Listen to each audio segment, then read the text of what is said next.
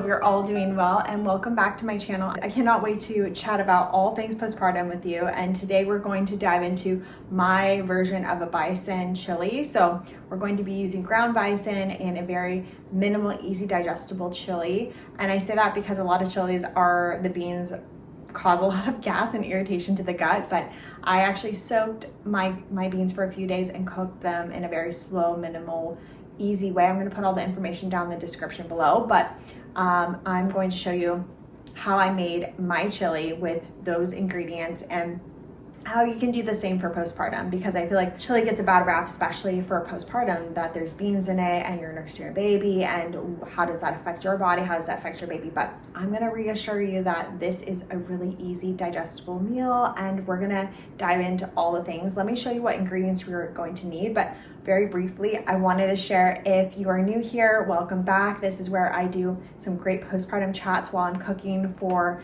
you all, so that you have these recipes as you prepare for your postpartum journey. If you have been around for quite a bit of time, welcome back. I'm so excited that you're here, that we can dive into these recipes together, and I'm excited to chat about all things postpartum. So let's dive into it. So let me show you the ingredients that we are going to need for this recipe, and let's get into it. These are the ingredients that I'm using today. I actually just cooked my bison, so that's already done, the ground bison, with this taco seasoning. I love the Siete taco seasoning, but you could do your own like blend of spices. These are the spices in general. You're gonna want a chili powder, a ground dates is what I like to put in my chili, tomato powder, garlic powder, nutritional yeast, cumin, onion flakes, kielbasa flour, cream of tartar, and black pepper and parsley. Love this so much. We use this in so many taco recipes, but you can do your own, own spices, but for the sake of time, we're gonna put this in there in the ground bison, and maybe sprinkle some in the actual chili, we'll see. And then we have our tomatoes, diced tomatoes, and then tomato paste, and then potatoes. We have quite a bit of potatoes soaking right now, and then onions and garlic. This is just for looks, but it is a reminder that you can use your own spices if you prefer. So we're going to dive into all of these ingredients, and as well as we don't have seen here, but my beans. So I'm gonna share with you how I make these amazing soaked beans, but let's get into it. Right, so we are chopping up our garlic right now, and then we'll get our potatoes chopped up. But while we're doing this, I wanted to chat about what we're gonna talk about today, about postpartum. People ask me about, why is postpartum care as a doula, is that a luxury? And I think it'd be great to chat about what is postpartum care and why doula care even exists. I think that is something that's gotten really popular over the years, and people have really started to take more and more to it of oh, it's like a trendy thing, it's like a cool thing, but postpartum care is really important and valuable. The statistics in America are terrifying about postpartum depression, postpartum mood disorders in general, and the lack of support. And I truly believe, and you can write in the comments below, and I'm sure you will have your own thoughts on this, but I believe that postpartum depression, baby blues, etc., are really the symptom, and the cause is lack of support. The cause is a lack of support during postpartum, when moms need the most amount of support ever, and they aren't getting that support. So I have found over the years that when I support my clients from prenatally through postpartum, they truly benefit and they truly feel good. Let me know your thoughts down below. Do you believe that the baby blues, postpartum depression, postpartum mood disorders, are they really coming from a lack of support and a lack of nutrition and a lack of care through postpartum? Just curious your thoughts there. That could be a little controversial, but I truly feel that as a doula, I've worked with so many mamas with various backgrounds. Maybe they have experienced depression or anxiety previously before postpartum, but even then they still thrive and do really well with open communication and lots of support. So I would love to share a little bit about the piece of being a postpartum doula and what it is. A doula is another word for just an extra set of hands, someone that is skilled in postpartum care. There's birth doulas, and then there's postpartum doulas. And my focus is really on preparing families prenatally to prepare for postpartum, meaning what is going on with moms' bodies, what are the shifts in their brain, or just their thought process of what's going on, and then also helping them feel more and more empowered how to take care of their baby, empowered how to function now in a new relationship, a new season in their relationship with their partner. I fortify mamas from their actual changes with their body through caring for their baby, through supporting and connecting with their partner. So it is a very like well-rounded amount of support in all areas, as well as environment support. So really upkeeping the home in terms of light laundry, a little bit of dishes, cooking, a lot of cooking, nourishing foods.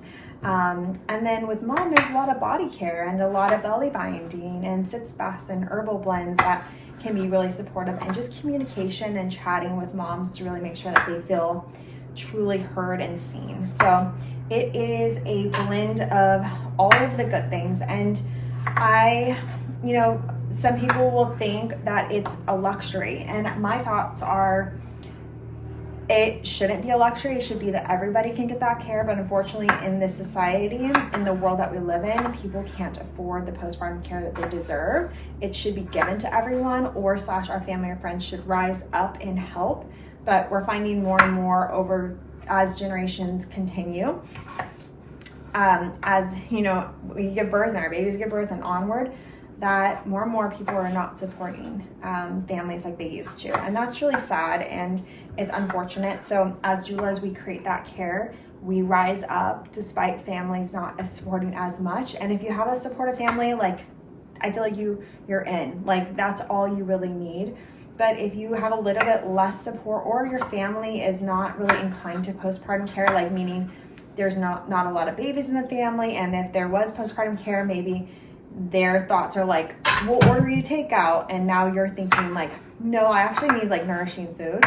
So maybe the care isn't what you want. And we are so far away from like our ancestors who had those deep roots in traditional healing methods that of course now it's going to be a lot harder for us to know how to care for a postpartum mama if it's not your day-to-day like what you do. So I actually created a course, and you can check it out, but that course dives into everything that your family and friends are going to need to know, and you can watch it with them and really help educate them and empower you for postpartum. And with that course, you receive my course book, which includes everything you're going to need in terms of starting conversations, getting on the same page with your partner. There's a worksheet portion where you and your partner can write out your thoughts for postpartum, and I just find it so valuable. Anyways, we got these potatoes going. I'm gonna throw them in a big cast iron Dutch oven, and then we'll get that going with a little bit of olive oil. You're welcome to put onion in there today. Again, like I'm just doing garlic because me and onions are not best friends right now. So feel free to add that. Feel free to add any veggies that you would like here, zucchini, whatever you're feeling to put in your chili, but I'm keeping it basic with potatoes, garlic, and tomatoes. So let's get that on the stove. Alrighty, so let's assemble. I'm just gonna throw our potatoes in my cast iron pan. It's really just like throw everything. This is with the Instapot, but I'm not a huge fan of Instapot these days because I keep hearing all these things, right? Have you heard all those things? Anyways, pot here so you can see it a little bit better what we put in it. So we're gonna add our beautiful tomatoes. Do fresh tomatoes if you wanted there. Feel free to add that if you feel like you want to do fresh. And then these tomatoes, I didn't realize I bought these, but these actually have medium green chilies in them. So you can omit that for postpartum, but I purchased those, so it's going to be a little bit more flavorful. I like to put 2 big heaping tablespoons of tomato paste. I'm going to throw my fresh beans that I soaked and cooked last night, and they're gorgeous. I might have overcooked them a smidgy. They are fine though. I'm very excited about them.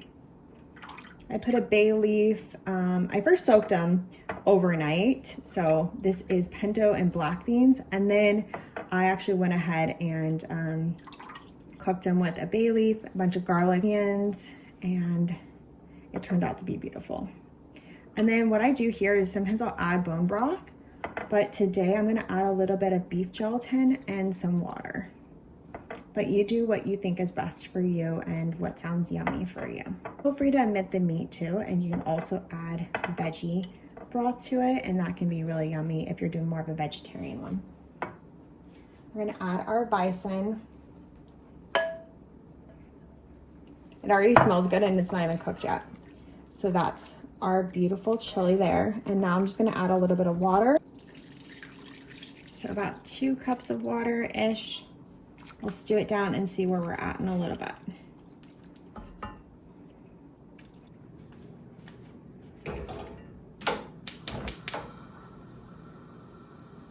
I like to bring it up to boil, and then when it's done getting up to boil, then I'm going to turn it down and simmer it for the next hour.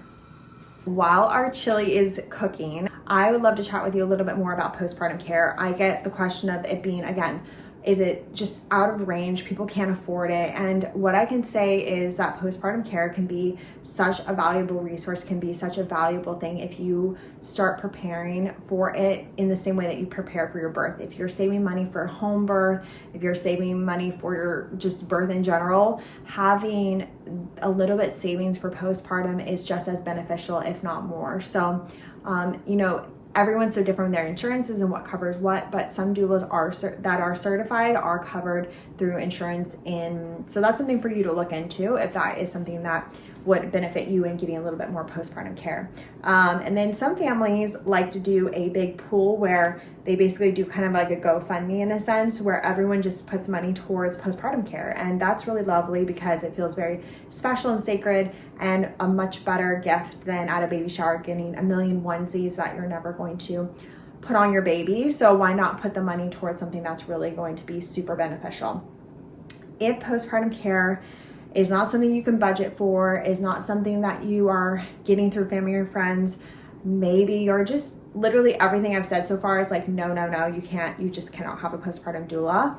What I would encourage you to do is to message doulas in general and just reach out. Some doulas are brand new. They're looking to work with families to get enough credits or enough experience so that they can get certified. I did that myself in the past. So doulas are really, our hearts are open. We don't do this work for money. The work is really for passion and love. So message a doula if their page or their Instagram or whatever really like resonates with you. Reach out and see if there's a way that they can support you. Especially if they're starting out. So that's something to look into. Or if they know another doula that's studying to become a doula, that's a mother's helper. They're called mother's helpers when they're not yet prepared to be a postpartum doula, but they still want to learn and ease into it. So they are willing to offer their work for a very small price or no price at all. Anyways, there's so many ways that you can get postpartum care. And if none of those are things that you can do, I would encourage you to reach out to a family, a friend, a neighbor, and or another mama you met at a park, and just be like, do you mind dropping me off a meal?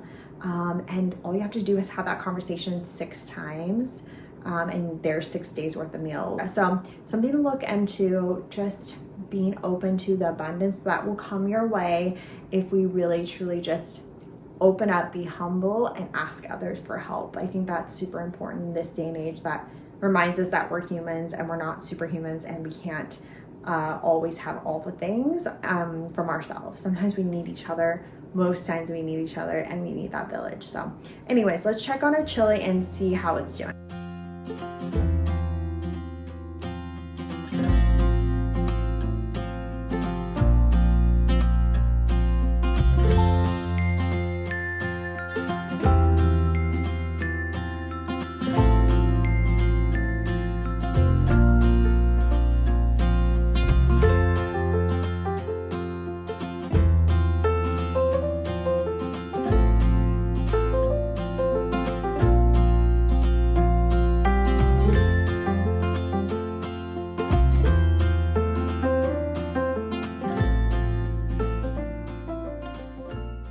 Much for joining me as we chatted about postpartum doula care and how important it is for you during postpartum to have some type of village, to have some type of support, and how vital it is, but also that there's ways that we can really get crafty and like figure out things that we can do in order so that we still can get the care, even if it's not necessarily hiring a doula. But hopefully our family and friends can really step up and be those people for us, and now and throughout the generations, maybe we can be those people for our family, our kids. So anyways, I'm so happy that we could chat and hang out. I cannot wait to dive into this chili, and I hope that you make it. Feel free to check out the recipe in the description below, and you can also subscribe, which would be lovely, because then we can chat more and you can learn more about me as I continue to grow this cozy community here on YouTube. Follow me over on Instagram. Go ahead and go over on Instagram. That's where my big community is of lovely ones that are learning about all things postpartum. I'm so happy that we could spend this time together, and I hope that you take care, and I'll talk to you soon.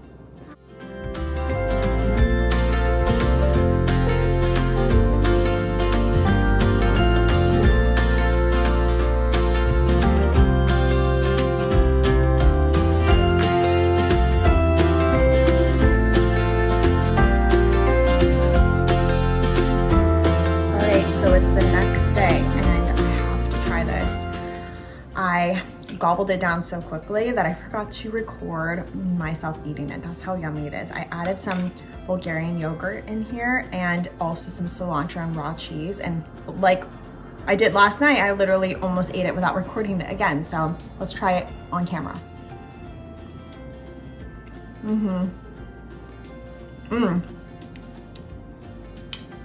So yummy. I also chopped up some fresh cherry tomatoes and put them all on top too. I love the mix of the fresh and cooked down tomatoes, so you can play around with this recipe, but I think it's by far my favorite chili recipe ever. Definitely don't skip any of the ingredients. They are so necessary. But yeah, I wanted to share this with you all, and I hope that you're able to make it. But the raw cheddar, the Bulgarian yogurt, or a sour cream, even better. I just ran out of sour cream, but so delightful. Anyways, I hope you try out this recipe and enjoy.